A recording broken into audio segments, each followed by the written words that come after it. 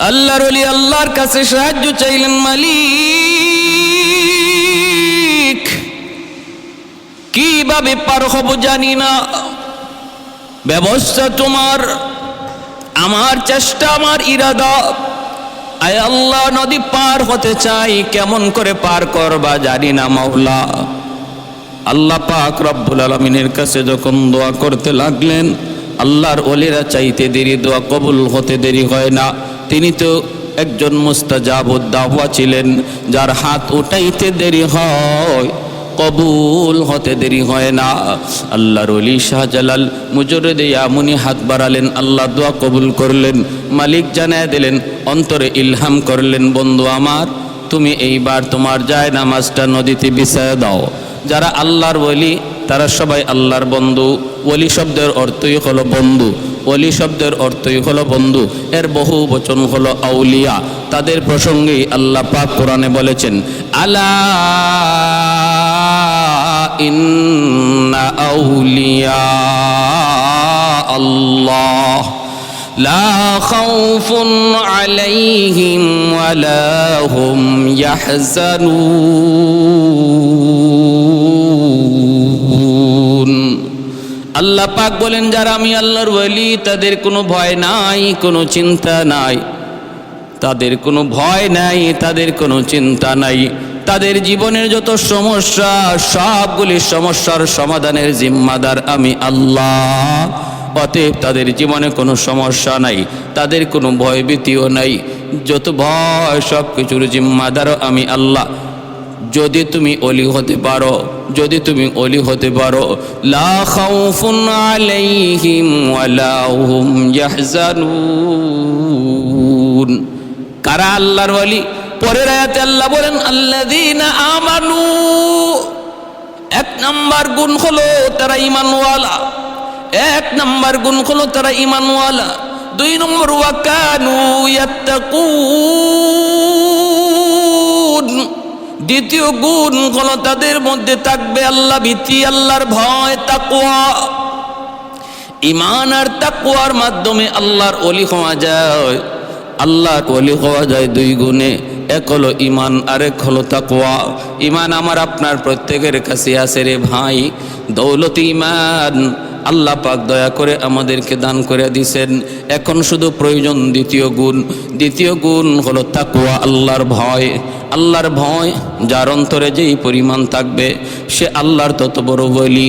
যার অন্তরে আল্লাহর ভয় যেই পরিমাণ থাকবে সে আল্লাহর তত বড় ওলি। কার অন্তরে আল্লাহর ভয় কেমনে বোঝা যায়? যেই মানুষটা নিজেকে গুনাহ থেকে যত বেশি বাঁচায়, বোঝা গেল তার অন্তরে আল্লাহর ভয় তত বেশি। তাহলে কি রেজাল্ট, ফলাফল কি? তাকওয়া মানে আল্লাহর ভয়ে গুনাহ ছেড়ে দেওয়া, তাকওয়া মানে আল্লাহর ভয়ে গুনাহ ছেড়ে দেওয়া, তাকওয়া মানে 5 ওয়াক্ত নামাজ ঠিক মতো পড়া, তাকওয়া মানে রমজান মাসে রোজা রাখা, তাকওয়া মানে পর্দা করা, তাকওয়া মানে হালাল হারাম মান্না চলা।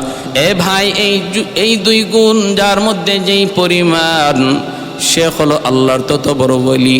আমার আপনারও ওলি হওয়ার সুযোগ আছে। কিয়ামতের আগ পর্যন্ত প্রতিটা মুমিনের ওলি হওয়ার সুযোগ আছে, ওলি হওয়ার সুযোগ আছে রে ভাই। নিয়ত যদি করি এখন থেকে আমি আর কোনো গুনাহ করব না, তওবা করলাম আমি আর কোনো গুনাহ করব না, আর নামাজ তরক করব না, আর সুদ খাবো না, ঘুষ খাবো না, আর আমি বেপরদায় চলবো না।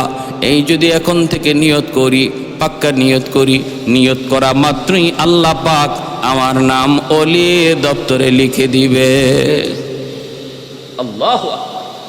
मैं तालिब मौला को मेरे इश्क निराला, मैं तालिब मौला को मेरे इश्क निराला, है जुमला जहां जिनके तजल्ली से उजाला।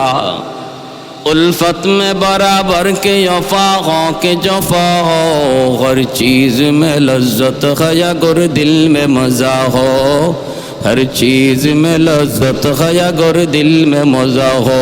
एक चश्मे ज़दन गाफिल अज़ा शाह नबाशी, शायद के निगाहे कुनदगाह नबाशी, शायद के निगाहे कुनदगाह नबाशी।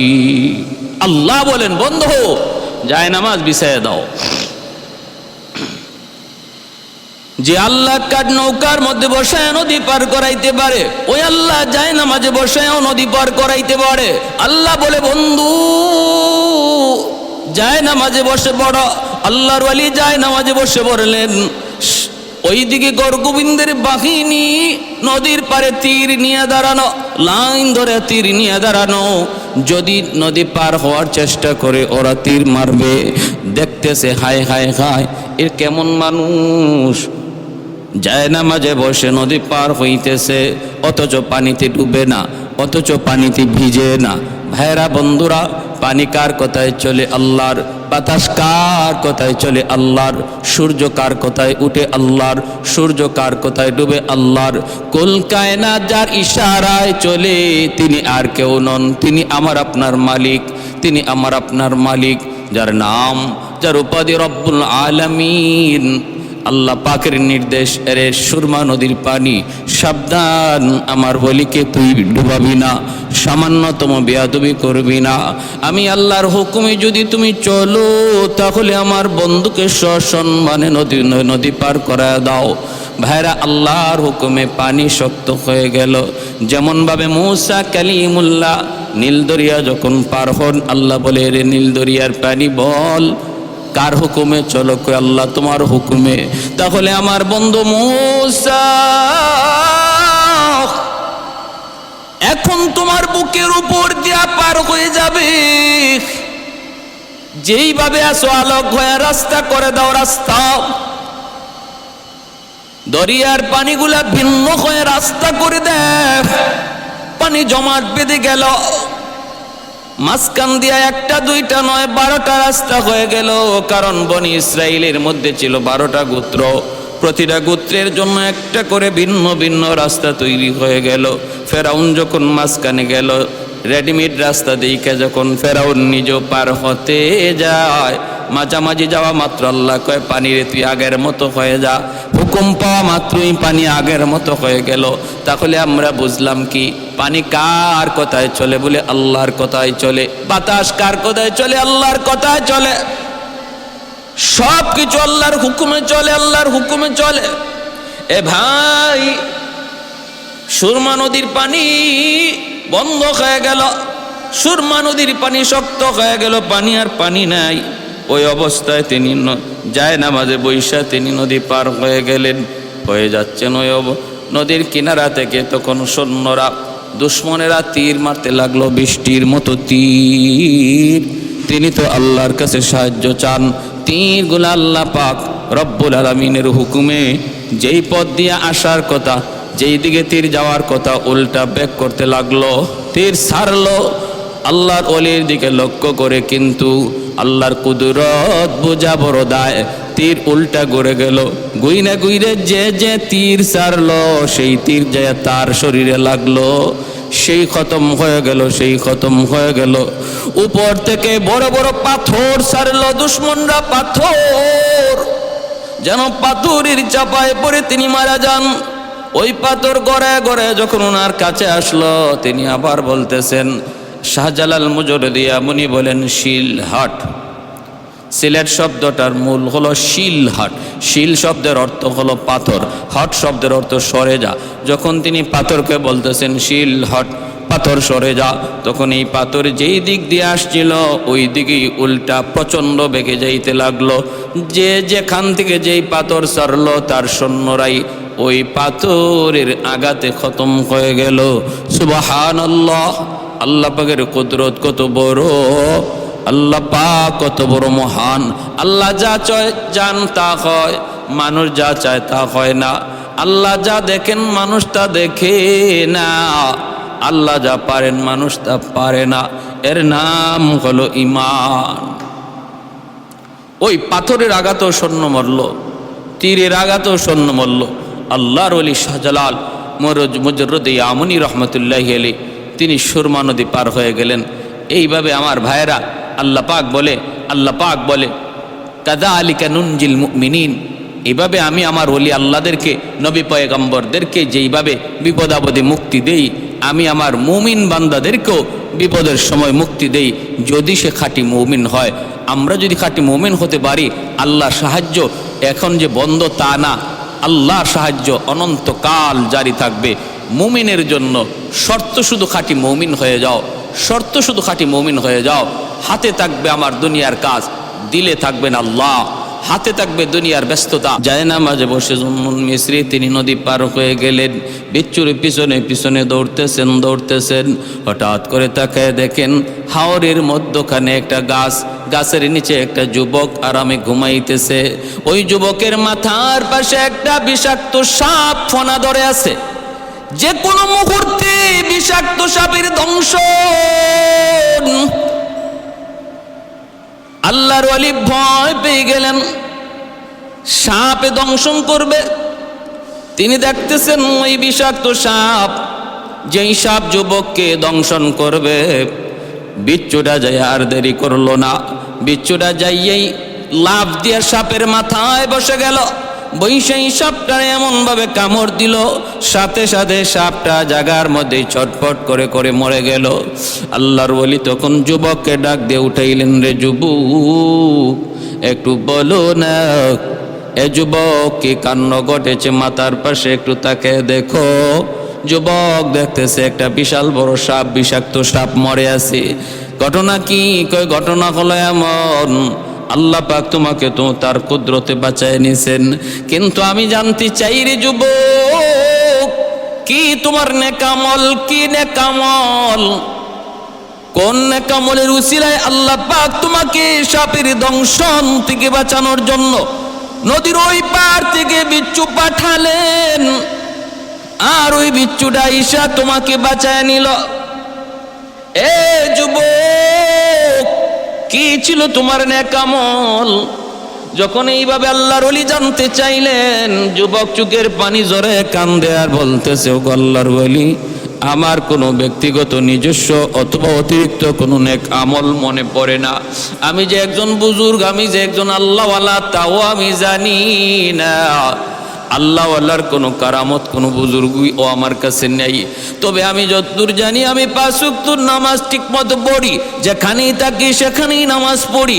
হাওরে থাকলেও আজান হলে নামাজ পড়ে নেই, হাওরে আমি আজান দিয়া নামাজ পড়ে নেই। জঙ্গলে থাকলে সেখানেও ওয়াক্ত মতো আমি নামাজ আদায় করে নেই। সকল ব্যস্ততার ভিতরে আমি আল্লাহর হুকুমকে ভুলি না। সমস্ত ব্যস্ততার ভিতরেও আমার দিলের ভিতরে আল্লাহর মহব্বত। এজন্য দুনিয়ার কোনো কর্ম, দুনিয়ার কোনো ব্যস্ততা আমাকে আল্লাহর হুকুম থেকে গাফেল করতে পারে না। এই হলো আমার দেখার মধ্যে একটা আমল। আরেকটা হলো, আমি যখন ওই জায়গায় ঘুমাইতে যাই, আমি আল্লাহর কাছে দোয়া করেছিলাম, মালিক এই হাওরে আমি একটু ঘুমাবো, আমি বড় ক্লান্ত পরিশ্রান্ত, গাছের নিচে ঘুমাবো। কিন্তু কেমন করে ঘুমাই? আমার তো কোনো আপনজন আত্মীয় স্বজন কেউ নাই। আল্লাহ, আমি গাছের নিচে ঘুমাবো, পাহারা দিবে কে? বিপদে পড়লে সাহায্য করবে কে? আল্লাহ, তোমার কাছে আমি ভরসা করলাম। আল্লাহ, তোমার উপর ভরসা করে ঘুমাইলাম, তুমি আমাকে সাহায্য কইরো। আল্লাহ পাক বলে, ওয়ামাইয়া তাওয়াক্কাল আলাল্লাহ ফাহুয়া হাসবু। যে আমার উপরে যেই পরিমাণ ধারণা রাখে, আমার উপরে যেই পরিমাণ বিশ্বাস রাখে, আমার উপরে যে পরিমাণ ভরসা করে, আমি আল্লাহ তার সাথে ওই পরিমাণ লেনদেন করি, আমি তার জন্য যথেষ্ট হয়ে যাই। 100 ভরসা যদি কেউ আল্লাহর উপরে করে, আল্লাহ তার জন্য 100 সমাধান বের করে দেন। আল্লাহ পাক তার 100 জিম্মাদার হয়ে যান। কেউ যদি 50 ভাগ ভরসা করে, আল্লাহ 50 ভাগ তার জিম্মাদার হয়ে যান। এজন্য ভাইরা বন্ধুরা, ভরসা করব কার উপর? আল্লাহর উপর। তাওয়াক্কুল করব কার উপর? আল্লাহর উপর। কয় কত %? 50 কয় না, 60 কয় না, 70 কয় না, 80 কয় না, 90 কয় না, কত কয়? 100 100% তাওয়াক্কুল করব আল্লাহর উপর। আল্লাহর ওলি কি যুবক বলতেছে, ও আল্লাহর ওলি, আমি যখন ঘুমাই আল্লাহর কাছে বলতেছি, মালিক এই নির্জন মরুভূমিতে গাছের নিচে ঘুমাবো, কিন্তু বাঁচানেওয়ালা কেউ নাই, তুমি ছাড়া। আল্লাহ, আমাকে তুমি বিপদ থেকে উদ্ধার কইরো। এই বইলে আমি ঘুমাইছি।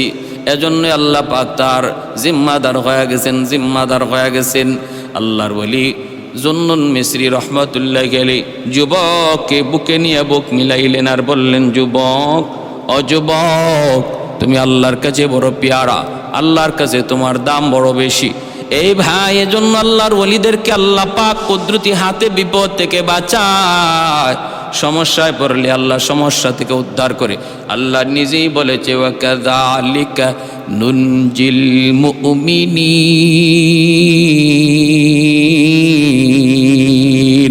মুমিনদেরকে আমি আল্লাহ এইভাবে উদ্ধার করি।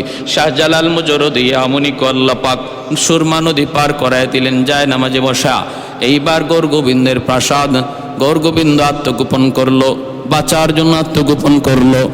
ভাইরা বন্ধুরা, নাসিরউদ্দিন সিপাহসালাহ রহমতুল্লাহি আলাইহি তিনি আজান দিলেন। আজান দেওয়া মাত্রই দেখা যায় গৌরগোবিন্দের প্রাসাদগুলি আজানের আওয়াজে একে একে ধসে পড়ল। গৌরগোবিন্দ পলায়ন করলো, সৈন্য সামন্ত খতম হয়ে গেল।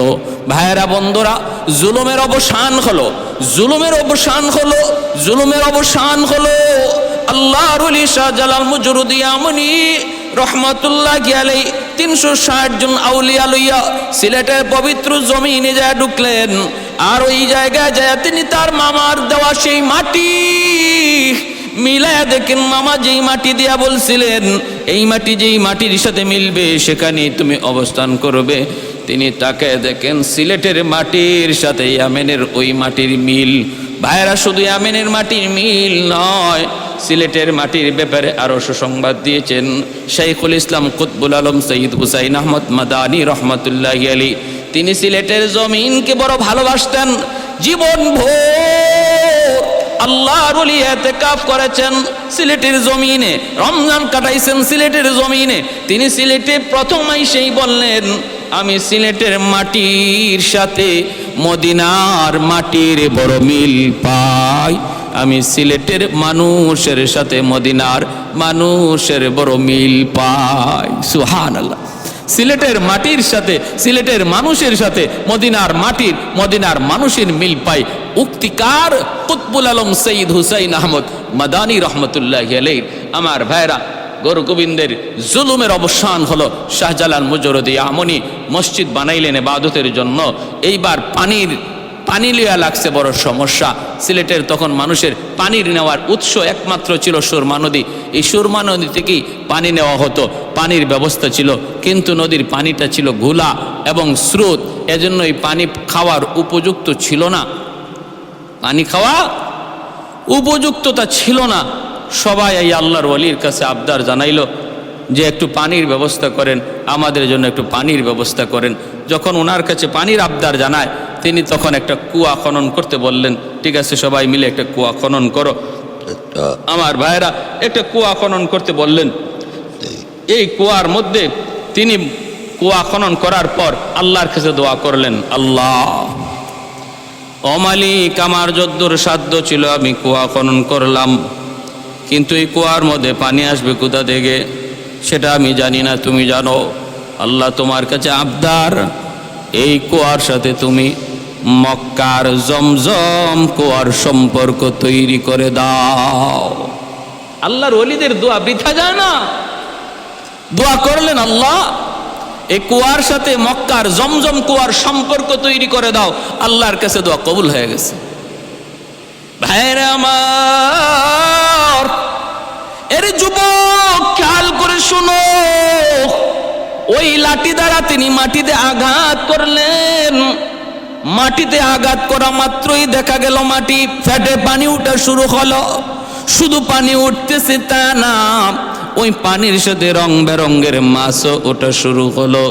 আল্লাহর ওলির লাঠির আঘাতে পানি উঠা শুরু হলো। ওইদিকে জমজম কুয়ার পানি উঠেছিল। ভাইরা বন্ধুরা, হযরত ইসমাঈল আলাইহিস সালাম, জবিহুল্লাহ ইসমাঈল আলাইহিস সালামের পায়ের গোড়ালির আঘাতে আর সিলেটের ওই দরগার কুয়ার পানি সেটা শুরু হলো, উৎপন্ন হলো। শাহজালাল মুজরদি আমনির লাঠির আঘাতে পানি উঠা শুরু হলো। ভাইরা বন্ধুরা, এগুলা আল্লাহর ওলিদের কারামত। আল্লাহর ওলিদের কারামত, কারামাতুল আউলিয়াই হাক্কুন। ওলিদের কারামত এটা হক। ভাইরা আপনি বলতে পারেন আমি বিশ্বাস করি না, আপনি এটা বিশ্বাস করেন না বলতে পারেন, কিন্তু যদি বলেন আমি ওলিদের কোনো কারামত বিশ্বাস করি না, তাহলে আপনার ঈমান থাকবে না।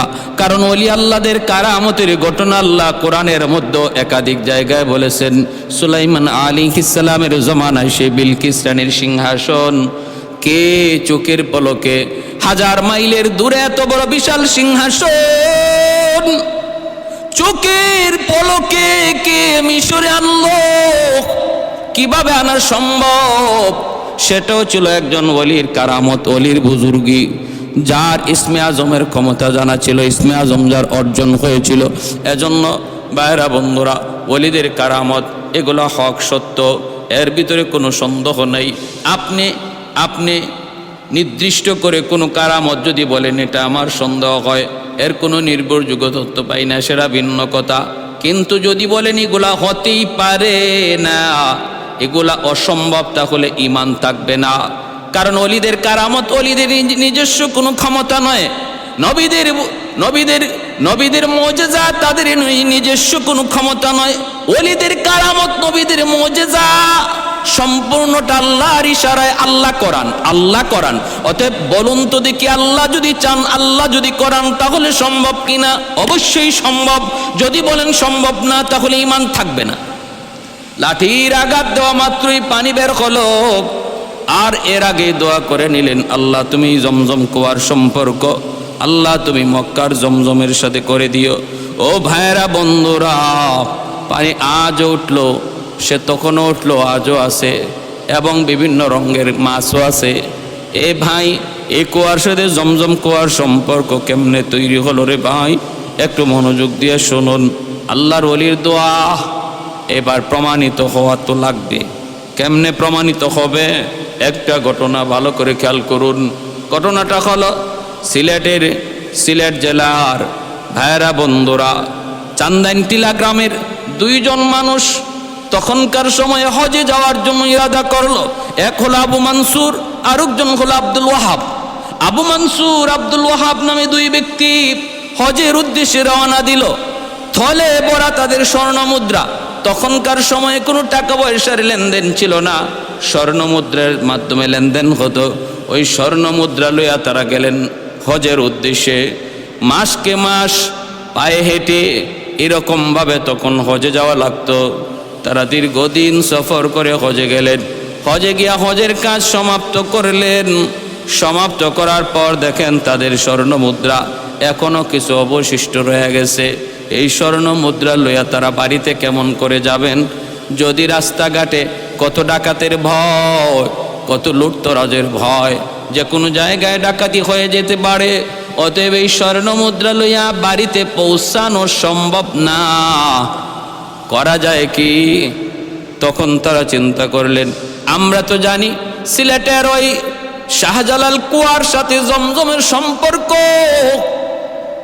শাহজালাল মজুরুদ ইয়ামুনি রহমতুল্লাহ আলাইহির দোয়ার কারণে, যার সঙ্গে 360 জন আউলিয়া ছিলেন, যার কারণে সিলেটের জমিনকে 360 আউলিয়ার দেশ বলা হয়। পূর্ণভূমি ওলি আল্লাহর জমিন। এখনো সিলেটের বিভিন্ন জায়গায় ওই আল্লাহর ওলিদের কবর, বিভিন্ন জায়গায় তারা শুয়ে আছেন। তারা 2 জন চিন্তা করে, আমরা যদি জমজম কুয়ার মধ্যে আমাদের সেই স্বর্ণ মুদ্রার থলিটা যদি জমজম কুয়ায় ফেলে দেই, যদি যুগ সাজেশ থাকে, তাহলে তো এই স্বর্ণ মুদ্রা ফালাইমু এখানে, পাইমু যায়া সিলেটের দরগার কুয়ায়। সম্পর্ক যদি থাকে তাহলে হবে না কেন? আল্লাহ যদি চায়, ওই কুয়ার সাথে যদি জমজম কুয়ার সম্পর্ক আল্লাহ করায় দিতে পারে, নিয়ত করে যদি আমরা স্বর্ণ মুদ্রার থলি এখানে ফালাই, আল্লাহ এই থলিও সিলেটের জমিনে আল্লাহ পৌঁছাইতে পারে। এই বইলে আল্লাহর উপর পুরা ইয়াকিন আর বিশ্বাস রেখা তারা এই থলিটা এখানে রেখে দিলেন। ভরসা করলেন কার উপর? আল্লাহর উপর। হজের কাজ শেষ, বাড়িতে এসে পৌঁছলেন। বাড়িতে পৌঁছার পর তারা গেলেন ওই কুয়ার কাছে, খবর নিলেন, খাদেমকে জিজ্ঞেস করলেন কুয়া পরিষ্কার করে। যে খাদেম বলতেছে, হ্যাঁ আমি তো কুয়া পরিষ্কার করার সময় আমার পায়ে একটা থলি লাগলো, আমি ওই তলিটা উঠাইলাম, উঠাইয়া দেখলাম এর ভিতরে অনেকগুলা স্বর্ণ মুদ্রা। আর এই তলিতে আমি একটা কৌটার মধ্যে একটা কাগজও পেয়েছি, যে কাগজের মধ্যে দুইজন মানুষের নাম, একজন হলো আবু মনসুর, আরেকজন আব্দুল ওয়াহাব। ঠিকানা হলো চান্দাইন্যা টিলা। এই হলো ঠিকানা। আপনারা কারা বলে? আমরা সেই দুই মানুষ যারা হজে গিয়েছিলাম। স্বর্ণ মুদ্রা কেমন করে দেশে পৌঁছাবো? ডাকাতের ভয়ে আমরা জমজম কুয়ার মধ্যেই এই তলিটা ফালায় দিলাম। আল্লাহ পাক ওই তলিটাকে জমজমের সাথে কুয়া, শাহজালাল রহমতুল্লাহি আলাইহির কুয়ার, দরগার কুয়ার মিল আছে বিদায় আল্লাহ পাক পৌঁছে দিছেন। বাবা আমাদের স্বর্ণগুলা দাও। খাদেম তখন সেই স্বর্ণ মুদ্রাগুলা উনাদের হাতে পৌঁছে দিল। আহাদুল লাইসা কামিসলি সামাদুল লাইসা কাফাদলি লিমানিল মুলকু তুগুই তু সাজাওয়ার খুদাই, তু খুদাওয়ান্দে ইয়ামিনি তু খুদাওয়ান্দে ইয়াসারি, তু খুদাওয়ান্দে জমিনি তু খুদাওয়ান্দে সামাই, তু রহিমি তু করিমি তু সামিঈ তু বসিরি, তু মুইজ্জি তু মুদিল্লি তু মালিকিল আরশি বজাই।